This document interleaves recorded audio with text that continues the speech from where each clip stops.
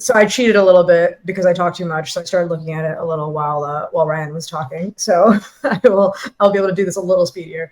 I'm going to go ahead and assume mobile is the primary view. I should look at this. It's about 50-50. Oh, okay. So maybe we do both. Let's start with mobile and then we can jump in and become going faster. That could be good. So this is great. You have a closed navigation. I like it. One thing, if you do see a high bounce rate, if you see a lot of people aren't scrolling very far, I would consider having, and if people are like clicking the logo, getting frustrated, I would consider a faux menu. And what that means is it's a fake menu, right? So you can have the same type of thing. Maybe you have it say, okay, reasons why people like it. You can say like product, you can say reviews, that type of thing. So you can still give them sections so they feel like they're driving, even though they're not people. You are. Quick question on that note. So bounce rates, do they even matter on this kind of page? I say yes. I don't know, Ryan, if you agree or not, but I say yes. Like if you're having a high bounce rate, it means that there is some disconnect, most likely. There could be a load issue. So like Ryan did on the other page, check your speed time, your load time first. But like if you're still a high, it just means they saw one page, right? Which is all we expect. We either expect them to see this page and buy or leave. Bounce and exit are two different things. So bounce is that they're not taking any actions whatsoever and they're leaving. So that means they're not scrolling, they're not hanging out. Okay. Exit percentage, that is something that I wouldn't take as much consideration into. Thank you. I have to note that. For sure. All right, so this is interesting. The revolutionary bean to brew coffee maker.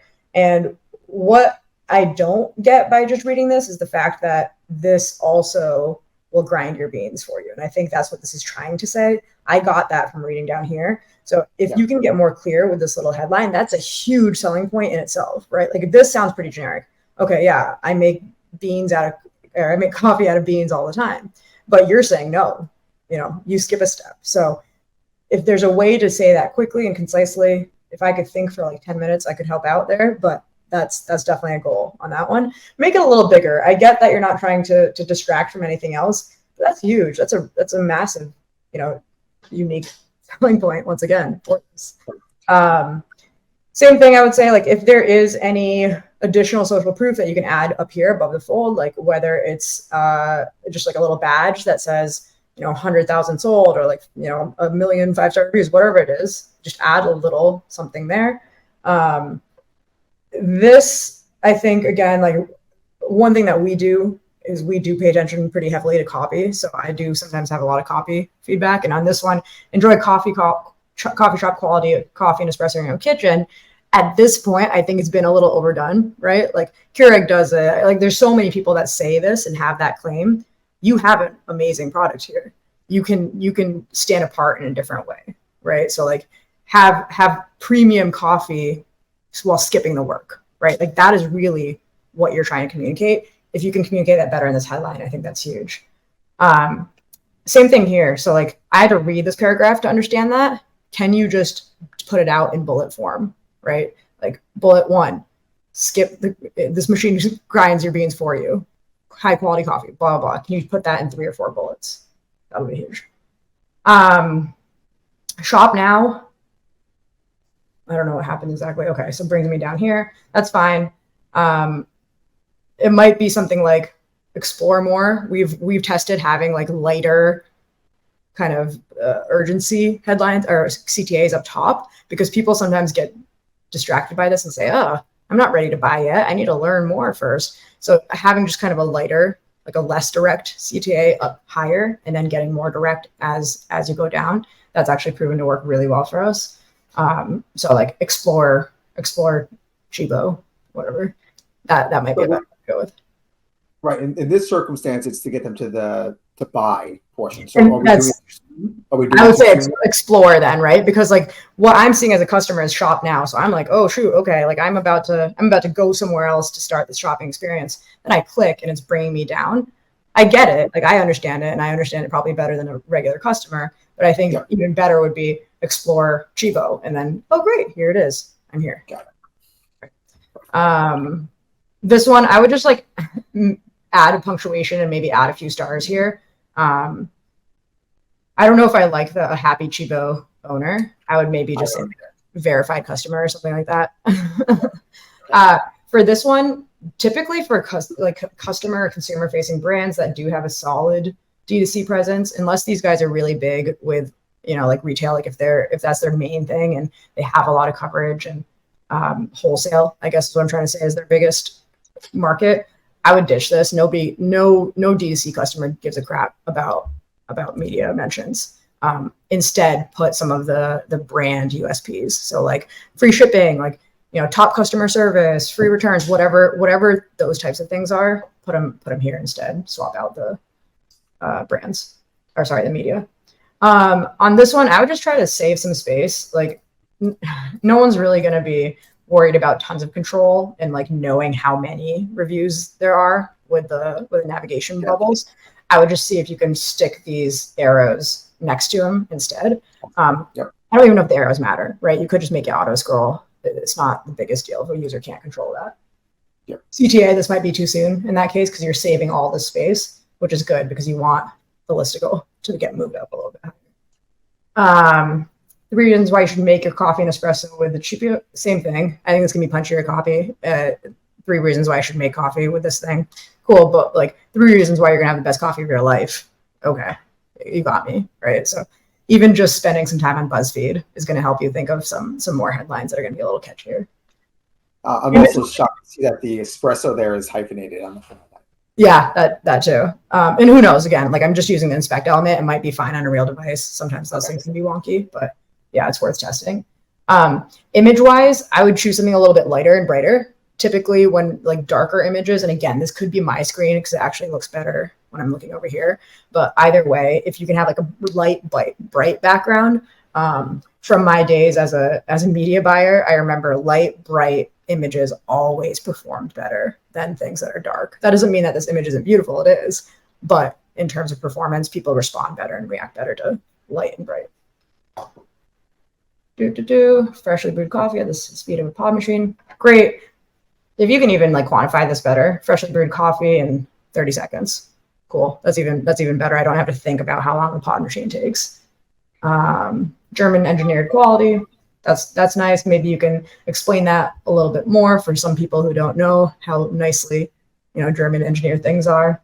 Mm-hmm. Sustainable without compromising taste or design. Again, use video recordings. Do people care about sustainability? Like I work with a lot of, not to be an a-hole, but I work with a lot of companies that are like sustainable, eco-friendly focused, and they have fantastic products. And that mission is a really important part of the brand. But when it comes to like a landing page where your main goal is just to sell it, people are selfish, right? At the end of the day, they want to say, okay, how does that benefit me? So if that means like, oh, you're going to take out the trash a lot less because you're not throwing away pods every 10 minutes. Cool. Like that could be something. And then you can still tie that in, but what's the main benefit or outcome to the customer? Right. Because this isn't a PDP and it is a landing page, I would think about like extending out the title a little bit more. So the Chibo, world's best. Now you can say bean to brew machine, right? Because maybe they understand it at this point, but use that to say a little bit more. I like these call outs with pricing. This is great. I don't think you need to add Amazon on here unless your goal is to get people to go and look at it on Amazon. If it's not, don't mention Amazon. You still have 1,100 5-star reviews, right? Whether goal is to keep them away from Amazon for our. Yeah, don't mention Amazon because there's going to be people that go there anyways, right? Yep. As soon as you say the name, they're going to say, all right, peace, I'm over there. Yep. Free shipping, great call out. These are nice. Those are easy. I don't know if this icon makes sense to me. I don't know what that is. Yeah, little arrows. So definitely maybe swap that out for something different. This is the one thing that, is this supposed to stay the same price? Great question. So we went to the client as well. So right now they have it at the same price, which is kind of confusing. Like, okay. Why wouldn't I buy the brewer's bundle? So either they're going to change the prices or we're going to just give you free coffee. Right. Okay. So, yeah, I think that's probably smarter. I think the other part too is if they do have multiple options, bring this pricing stuff down here instead, so it's more obvious, right? Because you could just click here forever, and if you don't notice it up here, if you scroll too high, exactly. Like I said to Bobby, I would add more like shipping and return information right underneath the add to cart button. I assume if I click this, does it add to cart? Nice. Okay. See what others have to say. Great. Again, use video recordings. If sometimes it's worth actually even taking them out of a carousel and just stacking them. If a lot of people are paying attention, just try stacking them and it'll make more people pay attention. You can also, are these look like they're designed anyways? Like they look native, but it looks like they've been designed for the landing page. If you can somehow make them a little bit more consistent in sizing, it might be a little less distracting. And there we go. I don't know if this is real, this white space at the bottom. If it is, then I'd look into it. All right, cool.